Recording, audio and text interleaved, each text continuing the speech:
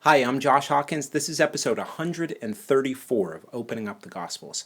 Since episode 125, we've been looking at the events on Thursday evening of Passion Week. I've spent several episodes talking about the Last Supper, and in the last 3 episodes, I showed you Jesus' possible route from the upper room through the temple to the garden called Gethsemane. We left off talking about Jesus' prayer in the garden, and I proposed that Jesus had much more on his mind than just his own well-being during those final moments in prayer. In today's episode, I want to continue our look at Thursday and early Friday of Passion Week. As I've noted before, the Gospels zoom in a lot here. The record of these events are much more detailed than many of the other scenes that the authors have recorded for us in the past 2 years of Jesus' ministry. So let's read from Mark 14. And he came the third time and said to them, "Are you still sleeping and taking your rest? It is enough. The hour has come. The Son of Man is betrayed into the hands of sinners. Rise, let us be going. See, my betrayer is at hand." Recall that Jesus had invited Peter, James, and John to proceed further with him into the garden, while the other 8 disciples remained perhaps near the entrance. It's likely very late in the evening at this point, perhaps around midnight or 1 a.m. And as Jesus returns to them after privately praying a third time, they're fast asleep again. It's been a long day for them, and unfortunately, they can't stay awake and pray with Jesus. So Jesus comes and wakes them up with urgency, essentially saying, "Guys, wake up. This is about to get real." So Jesus, knowing what's about to happen, proceeds back to the entrance of the garden, and from there, they see the band of Roman soldiers and Jewish officers approaching, carrying lanterns and torches. Let's take a look at a map for a second. Likely, this band has left the Antonia fortress, as you can see here. Now, according to the historian Josephus, Antonia's fortress was a building that was built around 6 AD that served as a residence for King Herod as well as barracks for the Roman troops.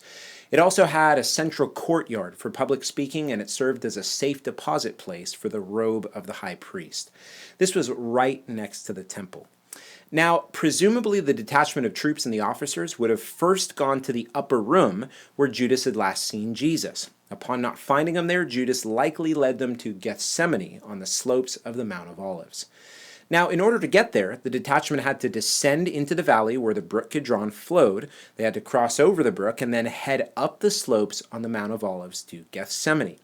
The disciples could see them from a distance not only because it was dark out and they could see torches, but because they had to head up the slopes of Olivet to the garden. Does that make sense? Now, John 18 says, "Now Judas, who betrayed him, also knew the place, for Jesus often met there with his disciples. So Judas, having procured a band of soldiers and some officers from the chief priests and the Pharisees, went there with lanterns and torches and weapons." Lanterns, torches, and weapons at 1 a.m. Were they expecting a fight? Did Judas expect the other 11 to defend their master? The Greek words used by all 4 Gospels to describe the number of soldiers who came to arrest Jesus is just mind-blowing. John 18:3 says that there was a band of soldiers. This Greek word describes a military cohort, typically consisting of hundreds of soldiers. They were extremely well trained and equipped with the finest Roman weaponry of the time period. John 18:3 also says that officers from the chief priests and the Pharisees came, and these guys were like police officers who worked in and around the temple. Matthew 26:47 says that a great multitude of soldiers came. Mark 14:43 and Luke 22:47 also call it a great multitude. So, based on what we know about the Romans and these words from the Gospels, we should have in mind a large crowd, not just 10 or 15 people. The hillside up the Mount of Olives would have been covered with highly trained soldiers and officers. Think about how many times Jesus has slipped away from crowds in the past. Judas must have remembered this, and Jesus also had demonstrated his power so often throughout his ministry, so much so that even Herod had heard about it and wanted to see it. So were they scared that Jesus would slip away again? Were they afraid that he would use his power against them? Surely that was not what was in Jesus' heart. Author James Stalker says this: "How ridiculous now looked their cumbrous preparations. All these soldiers, the swords and staves, the torches and lanterns, now burning pale in the clear moonlight. Jesus made them feel it. He made them feel what manner of spirit they were of, and how utterly they had mistaken his views and spirit. Whom seek ye? He asked them again to compel them to see that they were not taking him, but that he was giving himself up. He was completely master of the situation.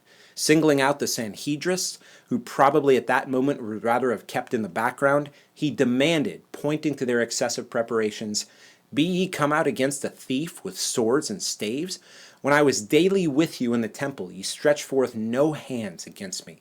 He, a solitary man, though he knew how many were against him, had not been afraid. He taught daily in the temple, in the most public place, at the most public hour. But they, numerous and powerful as they were, yet were afraid, and so they had chosen the midnight hour for their nefarious purpose. "This is your hour," he said, "and the power of darkness. This midnight hour is your hour, because ye are sons of night, and the power ye wield against me is the power of darkness." The Gospels continue the story, saying, "While he was still speaking, there came a crowd, and the man called Judas, one of the 12, was leading them. He drew near to Jesus to kiss him, but Jesus said to him, 'Judas, would you betray the Son of Man with a kiss?'" So Jesus is no longer withdrawn into the garden, but is closer to the entrance. The soldiers draw near to the entrance, likely remaining on the outside of the enclosed space, and Judas goes in before them and gives Jesus a kiss. Why a kiss? Well, it wasn't clear. It was deep into the night, and the Jews going out to arrest Jesus might have had a casual familiarity with him, but the garrison of Roman soldiers didn't care who he was and likely had no idea who he was. This was a completely Jewish matter. So the kiss would have definitely been one certain way to distinguish who Judas was talking about. Now, John's gospel continues and adds a bit more detail here. He says, "Then Jesus, knowing all that would happen to him, came forward and said to them, 'Whom do you seek?' They answered him, 'Jesus of Nazareth.' Jesus said to them, 'I am he.' Judas, who betrayed him, was standing with them. When Jesus said to them, 'I am he,' they drew back and fell to the ground. So he asked them again, 'Whom do you seek?' And they said, 'Jesus of Nazareth.' Jesus answered, 'I told you that I am he. So if you seek me, let these men go.' This was to fulfill the word that he had spoken. 'Of those whom you gave me, I have lost not one.'" So Jesus passes beyond Judas after the kiss and comes out to the entrance where the rest of his disciples were and confronts those who had come to seize him. And what does he do? He's just so composed here. He's not worried, he's not uncomfortable, and in no way is he a victim of what was transpiring. He says, "Who are you looking for?" And they say, "Jesus of Nazareth." Then Jesus responds with something absolutely incredible. John 18:5 records Jesus' response in Greek as ego eimi. This he says 2 more times in verses 6 and 8. Now remember back to episode 91 where I talked about the significance of this phrase in Greek, how it links back to Exodus chapter 3 and the God of Israel's revelation of himself to Moses and to his people. Jesus is not just saying, "Hey, I'm the guy you're looking for." The Greek makes it clear that he is saying, "I am the God of Abraham and Isaac and Jacob." And what happens? The soldiers draw back and fall to the ground. Oh, the majesty of the one before them. Falling to the ground is a regular reaction of those who have come near to the God of Israel throughout the Bible, and I think that's what John is trying to highlight for us right here. Jesus finishes his statement to them by showing such concern for his disciples. He said, "Let these men go," and John says that this was to fulfill what Jesus had spoken earlier. In all of this, we have to see that Jesus is willingly giving himself over to them. Willingly. But John 18 continues with one more important detail. Then Simon Peter, having a sword, drew it and struck the high priest's servant and cut off his right ear. The servant's name was Malchus. Now, I think it's difficult to know what the disciples understood at this point, but it seemed like this was a big moment for them. I think John and Peter knew that Judas was the betrayer at this point, but I'm not sure they would have completely connected the dots and said, "Oh, okay, so Judas is going to betray Jesus, and that's how he's going to be captured and then die." I don't think they understood exactly what it was going to look like. And Peter here, I think, is showing a little bit of sympathy with the zealot movement in Israel. He's wanting to fight for the one he really believes is the promised king of Israel. But Jesus renounces that and tells him to put away his sword. Not only that, Luke 22:51 records that after Peter cuts off Malchus's right ear, Jesus stretched out his hand and healed him. My gosh, what did Malchus think? Jesus is so kind to his enemies. He uses his power to heal the guy that came out to arrest him. Unreal. John 18 continues. So the band of soldiers and their captain and the officers of the Jews arrested Jesus and bound him. Mark's gospel adds this detail. And Jesus said to them, "Have you come out as against a robber with swords and clubs to capture me? Day after day I was with you in the temple teaching, and you did not seize me. But let the scriptures be fulfilled." And they all left him and fled. So they finally arrested him and led him off to the high priest. And all the disciples forsook him and fled, fulfilling what Jesus had spoken just a few hours before at the Passover meal. And just like that, Jesus was alone, being led up by hundreds of soldiers up the slopes of the Valley of Kidron back to the city.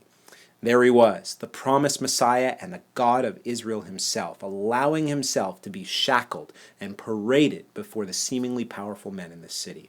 This was a scandalous civic injustice, something that was completely against Jewish law. But what was in the heart of man that we would do this to God? God appeared among us, and this is what we did to him. But what meekness filled his heart that he went forward and submitted to being bound as a criminal and being led away from his closest friends. He knew what was ahead of him, and he didn't shrink back from it. As Peter himself would go on to say in 1 Peter 2, this is the example he left for us to follow. Well, we're out of time for today, but come back next time when we'll continue our look at the fateful events of Thursday evening. If you've missed any of the past episodes in this series, go back and find them all on my website, www.joshuahawkins.com/gospels. God bless, and I hope to see you next time.